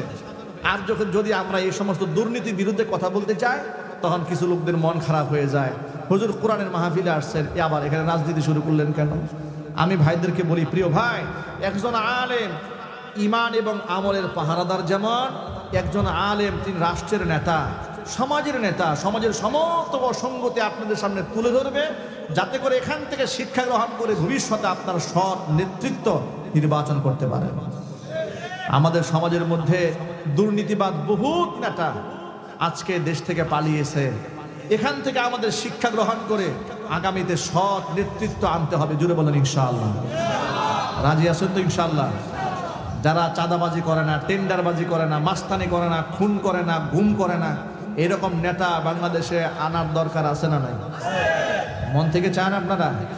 কারা কারা চান হাত দেখি তো। মাশাআল্লাহ, আল্লাহ যেন কবুল করে। জোরে বলেন আমিন। ভাইরা আমার, মূল কথায় ফিরে আসি। নবী করিম সাল্লাল্লাহু আলাইহি ওয়াসাল্লাম সাহাবীকে বললেন, ও সাহাবীরা, অজুর পানি এগিয়ে দিয়েছো, আমার কাছে কি চাও? সাহাবী বললেন, দুনিয়ার কিচ্ছু চাই না, নাসআলু মুরাফাকাকা ফিল জান্নাহ, জান্নাতে আপনার সাথী হয়ে থাকতে চাই। আমরা কি নবীদের সাথে জান্নাতে সাথী হতে চাই না? ইনশাআল্লাহ। কারা কারা মন থেকে চান হাত দেখি তো ভাই। ইনশাআল্লাহ আমরা ইনশাআল্লাহ নবীজিকে দেখব, রাসূলের সাথে আমরা জান্নাতবাসী হব। বলেন না ইনশাআল্লাহ? আল্লাহ যেন কবুল করেন। জোরে বলেন আমিন। হুজুরের সাথে জান্নাতি হতে গেলে হুজুরের সুন্নাহকে জমিনে বাস্তবায়ন করতে হবে। সুন্নাহ মানে শুধু মুখের দাড়ি নয়, সুন্নাহ মানে শুধু মিসওয়াক নয়, সুন্নাহ মানে শুধু মাথার পাগড়ি নয়, সুন্নাহ মানে শুধু জুব্বা নয়, সুন্নাহ মানে হচ্ছে নবীজির রেখে যাওয়া সকল আদর্শ। জীবনের সকল ক্ষেত্রে নবী করিম সাল্লাল্লাহু আলাইহি সাল্লামকে আইডল এবং আইকন হিসেবে গ্রহণ করে আমাদের গোটা জিন্দেগিটাকে সাজাতে হবে। বলেন ইনশাআল্লাহ। আর যদি বলেন ইনশাআল্লাহ, আল্লাহ যেন কবুল করেন। আজকের পর থেকে কি আমাদের নামাজ কাজা হবে? যদি বলুন লা দীনা লিমান লা সালাত আলা, যার নামাজ নাই তার দিন নাই, তার কোনো ধর্ম নাই। ইচ্ছাকৃতভাবে কোনো ব্যক্তি নামাজ ছাড়ে সেই ব্যক্তি কুফরি করে। যদি বলেন নাউযুবিল্লাহি মিন যালিক। বেনামাজি থাকার কোনো সুযোগ নাই। ভাইরা আমার, এই জন্য আমরা বয়ানের মধ্যে বলি ব্যক্তি জীবনে দিন অনেকটা কায়েম হয়েছে, কিন্তু রাষ্ট্রীয়ভাবে দিন কায়েম না হওয়ার কারণে দিন আর সমাজে অবহেলিত। সমাজের মধ্যে দিন অবহেলিত। কোরআন মাজিদ আল্লাহ তাআলা বলে দিয়েছেন ইমানদার ব্যক্তিরা তারা যদি রাষ্ট্র ক্ষমতা পায় তাহলে কি হয়? শোন, আল্লাযীনা ইম্মাক্কান্নাহুম ফিল আরদি আকামুস সালাতা ওয়া আতাবুজ যাকাতা ওয়া আমারু বিল মা'রুফি ওয়া নাহাউ আনিল মুনকার। ইমানদারদেরকে যখন আমি রাষ্ট্রের দায়িত্ব দেই, চারটা আমি সন্তানা বাস্তবায়ন করে। এক নাম্বার আকামুস সালাতা, সমাজের মধ্যে নামাজ কায়েম করে। দুই নাম্বার ওয়া আতাবুজ যাকাত, যাকাত আদায় করে। ওয়া আমারু বিল মা'রুফ, মানুষদেরকে সৎ কাজের আদেশ দেয়। ওয়া নাহাউ আনিল মুনকার, অসৎ কাজ থেকে মানুষদেরকে নিষেধ করে। এই জন্য ব্যক্তিগত দিন যেমন প্রয়োজন, রাষ্ট্রীয় বিবেচনার মধ্যে ইসলামের দরকার আছে না নাই? তবে এই ক্ষেত্রে একটা সতর্কতামূলক কথা বলে দিই। আমাদের দেশে ধর্মীয় রাজনীতি আছে, আলহামদুলিল্লাহ। ধর্মভিত্তিক রাজনৈতিক দল আছে না ভাই? আরো জুড়ে বলেন। আল্লাহ পাক যেন ইখলাসের সাথে তাদের দল পরিচালনার তৌফিক দান করেন। কিন্তু ধর্মীয় রাজনীতি করতে গিয়ে ধর্মের কোনো অপব্যাখ্যা করার সুযোগ নেই। একটা হচ্ছে ধর্মীয় রাজনীতি, আর একটা হচ্ছে ধর্মের নামে রাজনীতি। ধর্মীয় রাজনীতি করা ফরজ, ধর্মের নামে রাজনীতি করা হারাম। ঠিক কিনা বলেন? ধর্মীয় রাজনীতি কোনটা? যা আপনি আপনার ব্যক্তি জীবনে ইসলাম সাজিয়েছেন, আপনি চাচ্ছেন আল্লাহর কোরআন যা বৈধ করেছে রাষ্ট্রীয়ভাবে তার আইন হয়ে যাক, আল্লাহর কোরআন যা অবৈধ করেছে রাষ্ট্রীয়ভাবে তার নিষিদ্ধ হয়ে যাক। ওই মিশন নিয়ে সুন্নাহ মোতাবেক আপনি ধীরে ধীরে আগাচ্ছেন। কিন্তু আপনি ধরেন একটা মার্কা নিয়ে দাঁড়ালেন, আপনি এইবার লোকদেরকে ইসলামের সুন্দর সুন্দর কথাগুলো শোনান, যে ইসলামের যেমন বিচার ব্যবস্থা আছে, বর্তমান যে বিচার ব্যবস্থা সেখানে কি ইনসাফ আছে? আরো যদি বলেন, বর্তমান যারা জেনা করে, ব্যভিচার করে, তাদের কি প্রকৃত শাস্তি বাংলাদেশে দেওয়া হয়? দেওয়া হয় না। অনেক কুফুরি আইন আছে বাংলাদেশে। বিবাহ শাদী ছেলেদেরকে করাতে যাবেন, মেয়েকে দিতে যাবেন, বাধ্যবাধকতা আছে। 18 বছর হয় নাই আপনি বিবাহ দিতে পারবেন না, 21 বছর হয় না আপনার ছেলেকে বিবাহ করাতে পারবেন। এগুলো সব কুফুরি আইন। কি আইন জুড়ে বলেন ভাই? কুফুরি আইন। অথচ ইসলাম এই ক্ষেত্রে কি বলে দিয়েছে? ইসলাম বলে দিয়েছে ছেলে মেয়ে বালেগা হয়েছে, উপযুক্ত পাত্র পাত্রী পাওয়া গেলে বিবাহে বিলম্ব করা যাবে না। কারণ মানুষ যখন এই দেহের যেমন শারীরিক ক্ষুধার চাহিদা থাকে, মানুষের জৈবিক চাহিদা এটা সৃষ্টিগতভাবে আল্লাহ পাক মানুষের দেহের মধ্যে দান করেছে। আপনি যদি সঠিক সময়ে সঠিক ব্যবস্থা বিবাহের মতো পবিত্র বন্ধনে এদেরকে আবদ্ধ করতে না পারেন, তাহলে এরা অবৈধ জায়গায় গিয়ে যৌন চাহিদা মেটাবে। ঠিক না ঠিক জোরে বলেন? আপনি যে এই যে বিশ্বস্ততার সাথে একেবারে ফি সাবিলিল্লাহ মেয়েটাকে ইউনিভার্সিটির হল রুমে রেখে আসছেন, এরপরে সারা বছর আপনার মেয়ে ঢাকায় থাকে, ইউনিভার্সিটির ক্যাম্পাসে থাকে, বিশ্ববিদ্যালয় হল রুমের মধ্যে অবস্থান করতেছে, বিভিন্ন হোস্টেলে অবস্থান করছে, আপনারা কি কোনো খোঁজ খবর রাখেন? এই মেয়েটা কোথায় যাচ্ছে, কি করছে, কার সাথে ঘোরাফেরা করছে? আপনি কোনো খোঁজ খবর রাখছেন না। আপনি মনে করছেন আমার ছেলে ঢাকা ইউনিভার্সিটি পড়ছে, মেয়ে ঢাকা ইউনিভার্সিটি পড়াশোনা করছে, ডক্টরেট করবে, বিরাট আসবো, পিএইচডি হোল্ডার হয়ে ফিরে আসবে, চাকরি বাকরি করবে, নিজের পায়ে দাঁড়াবে, 35 বছর বয়সে, বুড়া বয়সে কি বিবাহ দিবে? কি এই চিন্তা চেতনা গার্জেন সমাজে আছে না? আবার ভালো গার্জেনও আছে, সেই সংখ্যাটা কম। ঠিক কিনা বলে? সবাই এক কথা বলে, নিজের পায়ে একটু ভালো করে দাঁড়িয়ে নাও, নিজের পায়ে ভালো করে দাঁড়িয়ে নাও, আগে ক্যারিয়ার করো। এই কথা বলতে বলতে ক্যারেক্টার শেষ, ক্যারেক্টার ধ্বংস করে দিয়েছে। কুফুরি আইন কেন বললাম? কুফুরি কাকে বলা হয়? আল্লাহর আইনের বিরোধী কিছু, সেটাই তাগুত। আল্লাহ পাক যা বলেছেন, আল্লাহ রসুল যা বলেছেন, তার চাইতে স্বচ্ছ নীতিমালা পৃথিবীতে হতে পারে না। কথা বলেন ঠিক কিনা জোরে বলেন। আল্লাহর চাইতে এই উম্মার জন্য বেশি কল্যাণকামী সিদ্ধান্ত কেউ দিতে পারবে? এই আমাদের জন্য আল্লাহর সিদ্ধান্তের চাইতে দামি কোনো সিদ্ধান্ত হতে পারে? হযরত আলী কাররামাল্লাহু ওয়াজহাকে আল্লাহ নবী দেখে বললেন, ইয়া আলী সালাসুন লা তুআখিরহা, ও আলী তিনটা কাজে কখনো বিলম্ব করবে না। এক নম্বরে হচ্ছে সালাতু ইদা আনাত, নামাজের ওয়াক্ত হয়ে গেলে বিলম্ব করো না। দুই নাম্বার ওয়াল জানাজাতু ইদা হাদারাত, জানাজা হাজির হয়ে গেলে বিলম্ব করবে না। তিন নাম্বার ওয়াল আইয়িমু ইদা ওয়াজাদতা লাহা কুফুয়ান, বিবাহের উপযুক্ত ছেলের জন্য মেয়ে, মেয়ের জন্য ছেলে পেয়ে গেছো, বিবাহ বিলম্ব করবে না। বিবাহ যদি বিলম্ব করো, বাবা মা যদি ইচ্ছাকৃতভাবে ছেলে মেয়ের বিবাহ বিলম্ব করে, আর যদি তারা কোনো গুনার মধ্যে জড়ায় যায়, তাহলে কিয়ামতের ময়দানে এই বাবা মাকে আল্লাহর আদালতে আসামি হয়ে যেতে হবে। ঠিক কিনা? ইসলাম বিবাহকে একদম সহজ করে দিয়েছে, সুবহানাল্লাহ বলেন। শুধু হাত কঠিন করেছে জেনা ব্যভিচার, অবৈধ রিলেশনশিপটাকে অনেক অনেক কঠিন করা হয়েছে ইসলামে। আর আমাদের সমাজ ব্যবস্থায় এই সমস্ত বেহায়াপনায় একদম সহজ, কিন্তু বিবাহ করা বড় কঠিন। ঠিক কিনা বলেন?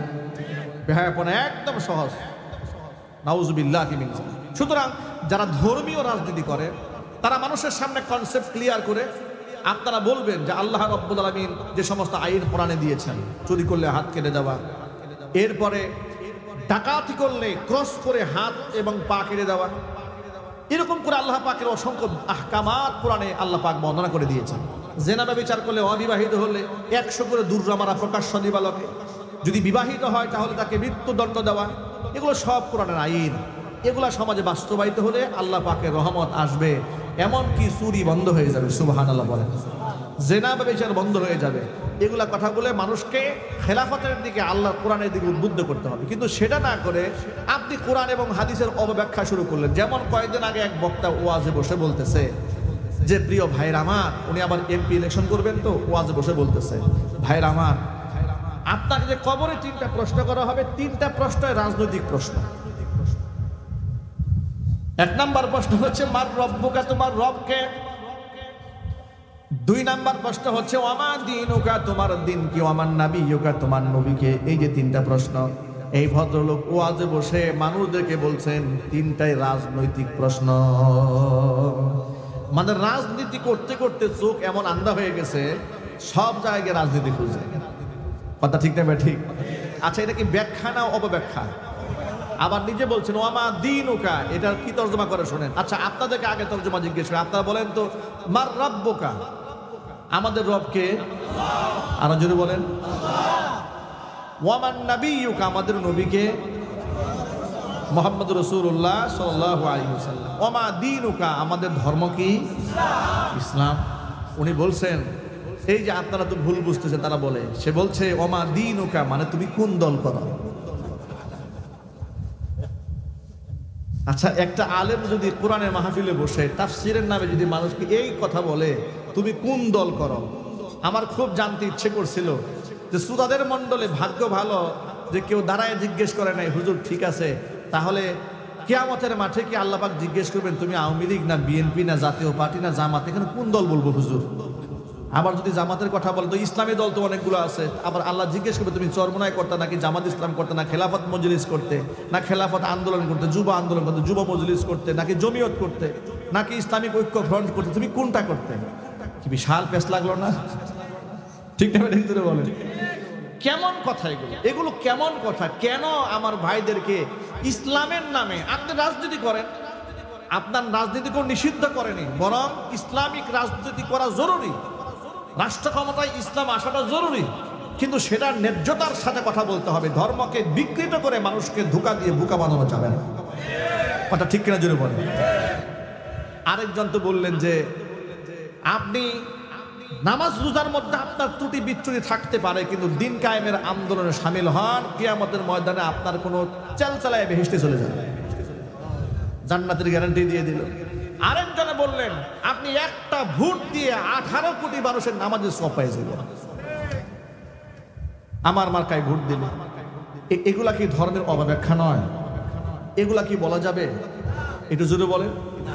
আপনি কোনটা বলতে পারবেন যে প্রিয় ভাই আমরা আল্লাহর জন্য কাজ করি, দ্বীনের জন্য কাজ করি, দ্বীন কায়েমের আন্দোলন করি? দ্বীন কায়েম কোনটা এখানে একটু বুঝতে হবে। এখানে হচ্ছে মিস আন্ডারস্ট্যান্ডিং হচ্ছে। দ্বীন কায়েম মানেটাকে আন আকিমুদ্দীন শারআ লাকুম মিনাদ-দীন মা ওয়াসসা বিহি নূহা ওয়াল্লাযী আওহাইনা ইলাইকা ওয়া মা ওয়াসাইনা বিহি ইব্রাহিমা ওয়া মূসা ওয়া ঈসা আন আকিমুদ্দীন ওয়া লা তাতাফাররাকু ফীহি। আল্লাহ পাক বলেন শারআ লাকুম মিনাদ-দীন মা ওয়াসসা বিহি নূহা, নূহ আলাইহিস সালাতু ওয়াস সালামকে এই বর্ণ ওহীপত্যাদেশ করা হয়েছে। এমনকি আপনার উপর ওহীপত্যাদেশ করলাম হে মুহাম্মদ সাল্লাল্লাহু আলাইহি ওয়াসাল্লাম। এইরকম ওহীপত্যাদেশ করেছে আমি নবী ইব্রাহিম আলাইহিস সালাতু ওয়াস সালামের কাছে, মূসা ঈসা আলাইহিস সালাতু ওয়াস সালামের কাছে, নবী ইব্রাহিম আলাইহিস সালাতু ওয়াস সালামের কাছে, এই মর্মে আন আকিমুদ্দীন ওয়া লা তাতাফাররাকু ফীহি, দ্বীন কায়েম করো, এর মধ্যে বিচ্ছিন্ন হয়ো না। দ্বীন কি? আল্লাহ পাকের দেওয়া জীবন বিধান যত যা কিছু আছে সব দ্বীন। ঠিক কিনা জোরে বলেন? দ্বীন তো একটা ব্যাপক শব্দ। এক কথায় দ্বীন কমপ্লিট। আল্লাহ তাআলা দ্বীনকে পূর্ণাঙ্গ করে দিয়েছেন। পৃথিবীর কোন ধর্মকে আল্লাহ পূর্ণাঙ্গ রূপ দেন নাই তো করবে, একমাত্র ইসলামকে আল্লাহ পূর্ণাঙ্গ রূপ দিয়েছেন। একটু জোরে বলতে হবে সুবহানাল্লাহ। সেখানে ব্যক্তি জীবনের কিছু আমল আছে, এটা ব্যক্তি জীবনের দ্বীন। পারিবারিক জীবনের কিছু আমল আছে, এগুলো পারিবারিক দ্বীন। সামাজিক জীবনের কিছু আমল আছে, এগুলো সামাজিক দ্বীন। রাষ্ট্রীয়ভাবে কিছু আমল নামা আছে, এগুলো রাষ্ট্রীয় দ্বীন। সকল ক্ষেত্রে দ্বীন। সেই হিসেবে যারা নামাজের দাওয়াত দেন তারা দ্বীন কায়েমের দাওয়াত দেন, নামাজ কায়েমের দাওয়াত দেন। কথা বলেন ঠিক কিনা বলেন?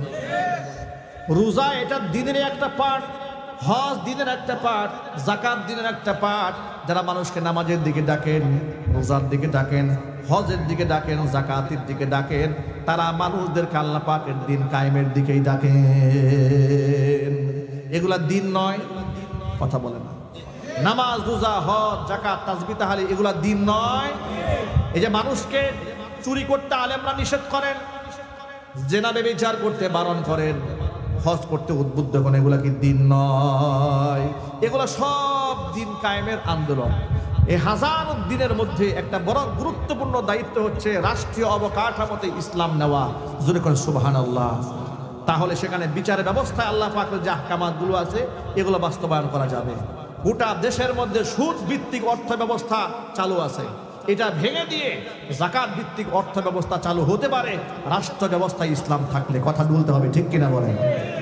ইসলাম ছাড়া কি এগুলা করা সমাজের মধ্যে সম্ভব? সম্ভব না। কিন্তু আপনি যদি মনে করেন শুধু ইলেকশন করার নাম দিন, তাহলে মধ্যে ভেজাল।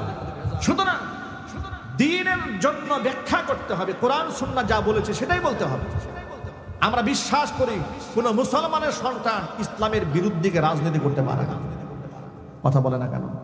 এটা কি আপনাদের বিশ্বাস হতে পারে কিনা? কোন মুসলমানের সন্তান কি আল্লাহর কোরআনের বিরুদ্ধে দাঁড়াতে পারে? আর চিৎকার দিয়ে বলেন দাঁড়াতে পারে? যদি আল্লাহর কোরআনের বিরুদ্ধে কেউ দাঁড়ায় তার ঈমান থাকবে? তার ঈমান থাকবে। সাবধান, তার ঈমান থাকবে না। কারণটা কি শোনায় দেয় আপনাদেরকে? ঈমান যদি না থাকে আমলের কোনো মর্তবা নাই, কোনো মর্যাদা নাই। এই জন্য ঈমানের সংরক্ষণটা বড় জরুরি। ঈমানের সংরক্ষণ এতটাই জরুরি, ঈমানের ব্যাপারে যদি আমাদেরকে জবাই করা হয়, দেশান্তরিত করা হয়, ঈমানের মধ্যে আমরা চুল পরিমাণ ছাড় দেব না। যেমন সাহাবায়ে কেরাম ঈমানের মধ্যে কোনো ছাড় দেন নাই। হযরত বেলাল রাদিয়াল্লাহু তাআলা আনহুকে যখন পিটানো হচ্ছিল আর তার কানে গিয়ে যখন আওয়াজ দেওয়া হচ্ছিল কালিমা ছেড়ে দে, কালিমা ছেড়ে দে, তোকে আজাদ করে দেওয়া হবে, অস্ফুট আওয়াজে হযরত বেলাল আহাদ আহাদ উল্লেখ করে আল্লাহ পাকের একাত্মবাদের সাক্ষী দিচ্ছিলেন। ঈমানের ক্ষেত্রে কোনো কম্প্রোমাইজ নাই। বাদশার সামনে আসহাবুল কাহাফের সদস্যরা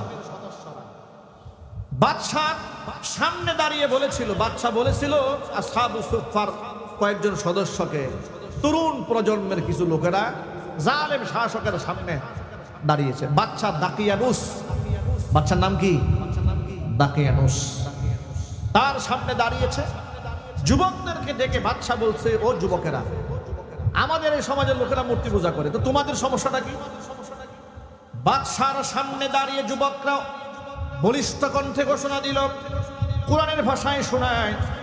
তখন যুবকেরা বলল, ওয়ারাবাতনা আলা কুলুবিহিম ইয কামু ফাকালু রাব্বুনা রাব্বুস সামাওয়াতি ওয়াল আরদি লান নাদ'উ মিন দুনিহি ইলাহা লাকাদ কুলনা ইযান শাতাতা। যুবকেরা বাদশার সামনে দাঁড়িয়ে বলছেন, লান নাদ'উ মিন দুনিহি ইলাহা রব্বুনা রব্বুস সামাওয়াতি ওয়াল আরদ, আমাদের লালনকর্তা পালনকর্তা একজন, তিনি কে? সুতরাং লান নাদ'উ মিন দুনিহি ইলাহা, তাকে বাদ দিয়ে আমরা আর কাউকে মাবুদ রূপে ডাকবই না, অবশ্যই ডাকবো না, উপাসনা করবো না, ডাকতেই পারি না। লাকাদ কুলনা ইযান শাতাতা, যদি বলে ফেলি এর চাইতে অহেতুক বাজে মিথ্যা করা তো আর হতেই পারে না। জালেম শাসকের সামনে গিয়ে জীবনের ঝুঁকি থাকা সত্ত্বেও তারা দাঁড়িয়ে বলিষ্ঠ কণ্ঠে জবাব দিয়েছে, আমাদের রব কে? ইমানের ব্যাপারে এরকম দুর্বলতা আনা যাবে না, কোনো কারণেই না, কোনো কারণে ইমানের ক্ষেত্রে দুর্বলতা আনা যাবে না। আর ইমানের দুর্বলতা কখন আসে? যদি আপনি কোরআন মাজিদের কিছু আইনের ব্যাপারে শিথিলতা প্রদর্শন করেন, যে হুজুর নামাজ তো ভালোই লাগে, রোজাও ভালো লাগে, হজ যাকাত সবই ভালো লাগে, কিন্তু এই যে মেয়েদের যে পর্দা করে চলতে হয় এটা ভাল লাগে না। হুজুর কোরআনে নামাজ রোজা আছে, এগুলো ভালো লাগে, কিন্তু সুদের ব্যবসা করা যে কোরআন নিষিদ্ধ করেছে এটা আমার কাছে খুব একটা যুক্তিসঙ্গত মনে হয় না। নাউজুবিল্লাহ বলেন। হুজুর আপনি যে বললেন যে ঘুষ খাওয়া হারাম, কিন্তু সরকার থেকে যে বেতন দেয় এই বেতনে তো সংসার চলে না, একটু ঘুষ না খাইলে চলে না, এই জন্য ঘুষের আইনটা বৈধ করলে ভালো হইতো। একটু যদি বলেন নাউজুবিল্লাহ।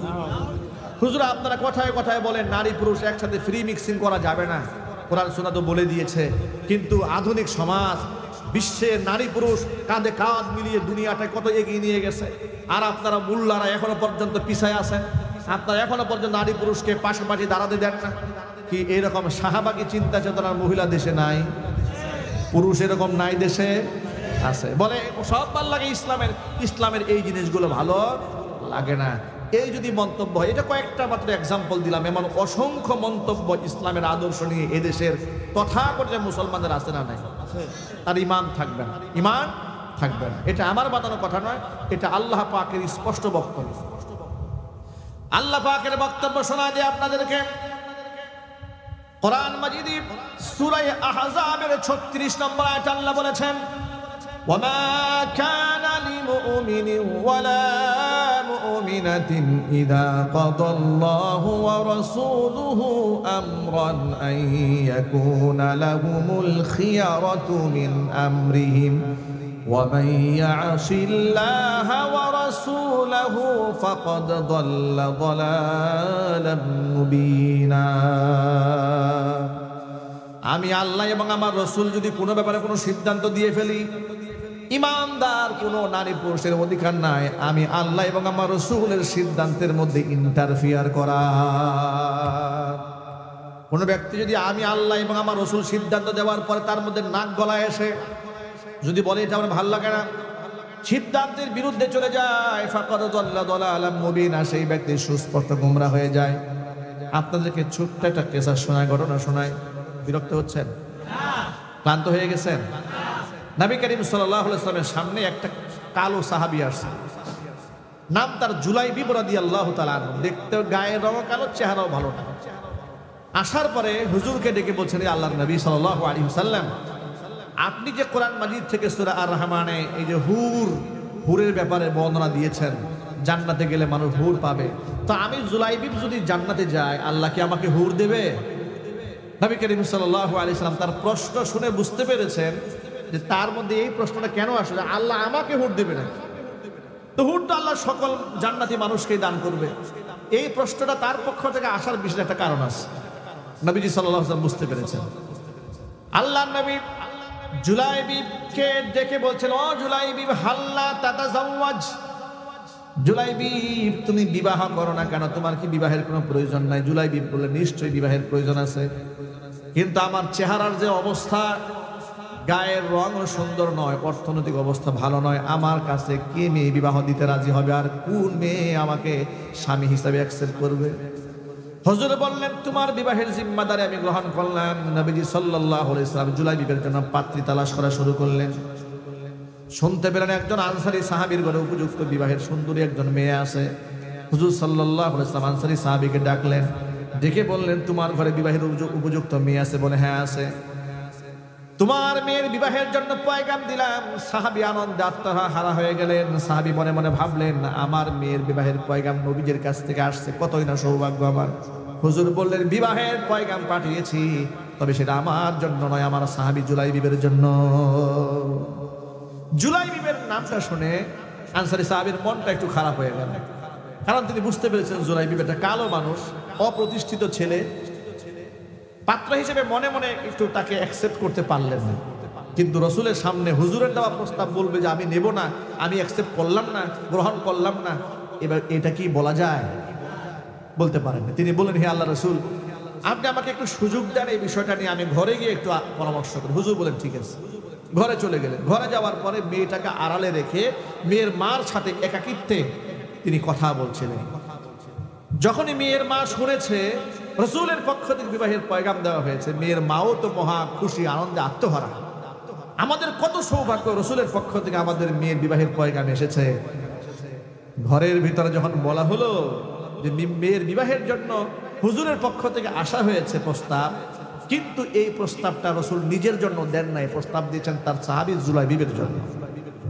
এটা শুনে মেয়ের মার মনটা খারাপ হয়ে গেছে। এবার মেয়ের মা এবং মেয়ের বাবা দুজনের সিদ্ধান্ত নিল, মেয়ে এখানে বিবাহ দেবে না। বিবাহ তো দেবে না, কিন্তু না করবে কিভাবে? মেয়ের মা বুঝিয়ে বলল, আপনি যান হুজুরের কাছে গিয়ে বলেন, আমার মেয়ে এই বিবাহের প্রস্তাবে রাজি হয় নাই। অথচ মেয়ের কাছে বলাই হয় না, কারণ তারা মনে মনে ভাবলেন ছেলের যে অবস্থা এটা মেয়ের কাছে উত্থাপন করার কোনো প্রয়োজন নাই। মেয়ের বাবা যখন হুজুরের দেওয়া প্রস্তাবখানা প্রত্যাখ্যান করার জন্য ঘর থেকে বের হতে উদ্যত হয়েছেন, এমন সময় পেছন দিক থেকে মেয়ে তার বাবাকে ডাক দিয়েছেন, আব্বাজান দাঁড়ান, আপনি এতক্ষণ পর্যন্ত পর্দার আড়ালে দাঁড়িয়ে যা কথোপকথন করেছেন, পর্দার আড়ালে দাঁড়িয়ে আমি সব শুনে নিয়েছি। আপনি কার প্রস্তাব প্রত্যাখ্যান করতে যান? হুজুরের প্রস্তাব, নবীজির প্রস্তাব প্রত্যাখ্যান করতে যাচ্ছেন আপনি কি সূরা আহজাবের 36 নম্বর আয়াত তেলাওয়াত করেন না? আল্লাহ তাআলা কি বলেছেন? আল্লাহ পাক আয়াতের মধ্যে বলে দিয়েছেন, আল্লাহ এবং তার রাসূল যদি কোনো ব্যাপারে কোনো মতামত দিয়ে ফেলে, সিদ্ধান্ত দিয়ে ফেলে, তাহলে সেই জায়গায় ইমানদার কোনো নারী পুরুষের মতামত দেওয়ার কোনো অধিকার নাই। বরং আপনি যান, হুজুরের কাছে যান, আর গিয়া বলেন, আল্লাহর নবী, আপনার দেওয়া প্রস্তাব আমার মেয়ে হাসি মুখে মেনে নিয়েছে। আর যদি বলেন সুবহানাল্লাহ। সাহাবায়ে কেরাম কোরআন এবং সুন্নাহর নির্দেশনাকে এইভাবে মনে প্রাণে গ্রহণ করতেন। আর আমাদের মধ্যে শত প্রশ্ন, শত সংশয়, কোরআনের আয়াত নিয়ে, হাদিস নিয়ে, ইসলাম নিয়ে, আহকামাত নিয়ে, বিধিবিধান নিয়ে কত প্রশ্ন আমাদের মনে। ভাইরা আমার, মন থেকে সকল প্রশ্ন সরিয়ে ফেলুন। আসুন আমরা একতাবদ্ধ হয়ে আমার আল্লাহ যে নির্দেশনা দান করেছে, আমার রাসূল যে নির্দেশনা দান করেছে, হুবহু ব্যক্তি জীবনে, পারিবারিক জীবনে, সামাজিক জীবনে, আন্তর্জাতিক অঙ্গনে, রাজনীতির মাঠেও সব জায়গায় আমরা আল্লাহ পাকের কোরআন মানতে চাই। রাজি আছি ইনশাআল্লাহ? আল্লাহ যেন কবুল করেন, জুড়ে বলেন আমিন। আজকের পর থেকে আমাদের কারো নামাজ কাজা হবে না, বলেন ইনশাআল্লাহ। রোজা কাজা হবে না, বলেন ইনশাআল্লাহ। যাদের উপর হজ ফরজ হয়েছে, আল্লাহ পাক হজ করার তৌফিক দান করেন। যাদের উপর যাকাত ফরজ হয়েছে, আল্লাহ পাক যাকাত আদায় করার তৌফিক দান করেন। আল্লাহ পাক আমাদের মা বোনদেরকে পর্দায় রাখার তৌফিক দান করেন। জীবনের সকল ক্ষেত্রে আল্লাহ রাব্বুল আলামিন যেন ইসলাম মানার তৌফিক দান করেন। আমরা ঘরে ঘরে ইনশাআল্লাহ একটা করে, এই যে আজকে ছোট ছোট বাচ্চারা কোরআনে কারিমের হাফেজ হয়েছে, পবিত্র সন্তান, মাশাআল্লাহ। আমরাও চাই আমাদের ঘরে ঘরে অন্তত পক্ষে একজন করে হলেও আল্লাহর কোরআনে হাফেজ থাকুক ইনশাআল্লাহ। বলেন স্বপ্ন দেখেন যে ইনশাআল্লাহ আমরা আমাদের ঘরে থেকে একজন করে হলেও আল্লাহ পাকের কোরআনের হাফেজ বানাবো, বলেন ইনশাআল্লাহ। আল্লাহ যেন মঞ্জুর করেন, বলেন আমিন। ঈমানের পথে অবিচল থেকে আমার মরণ যেন হয় তোমারই কাছে মিনতি আমার তোমারই কাছে মিনতি আমার মহামহিম দয়াময় ঈমানের পথে অবিচল থেকে আমার মরণ যেন হয় ঈমানের পথে অবিচল থেকে আমার মরণ যেন হয়। সকলেই বলেন আল্লাহুম্মা আমিন। হুজুর বয়ান শেষে যদি কারির সুরে তেলাওয়াত শোনাতে খুশি হতাম। কারির সুরে তেলাওয়াত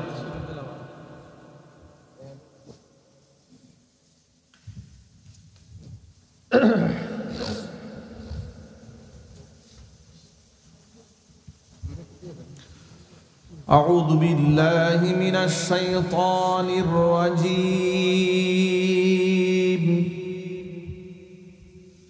بسم الله الرحمن الرحيم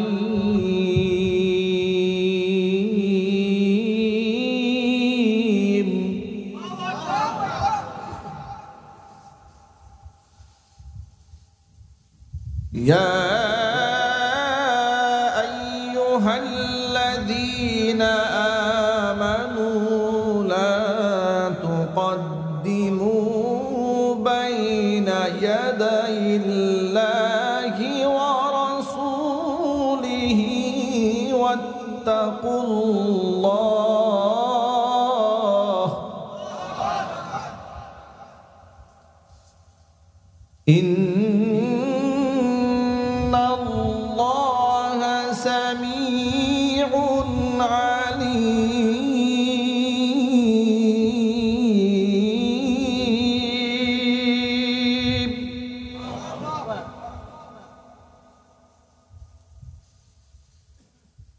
يا أيها الذين آمنوا لا تقدموا بين يدي الله ورسوله واتقوا الله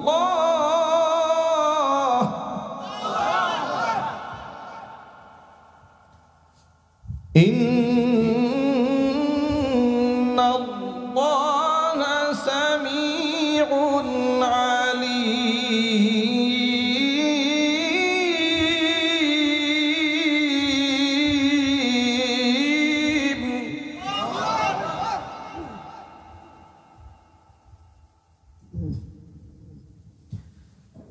يا أيها الذين آمنوا لا ترفعوا أصواتكم فوق صوت النبي ولا تجهروا له بالقول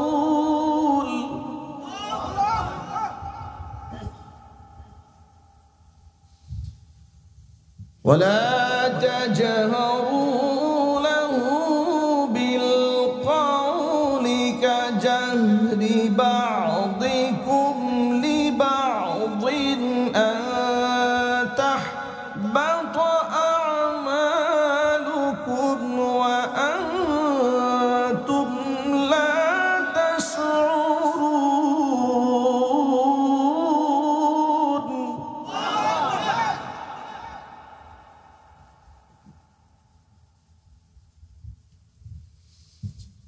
إن الذين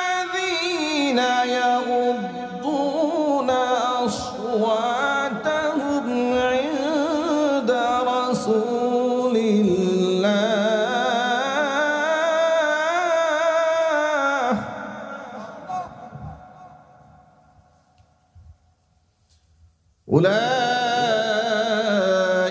الذين امتحن الله قلوبهم للتقوى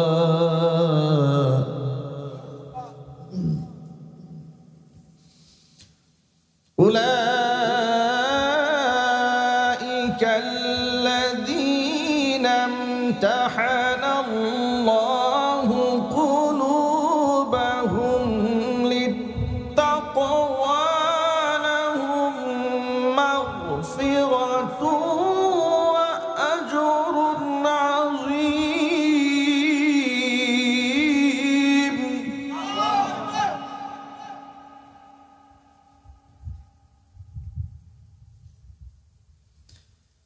أولئك الذين امتحن الله قلوبهم للتقوى لهم مغفرة وأجر عظيم.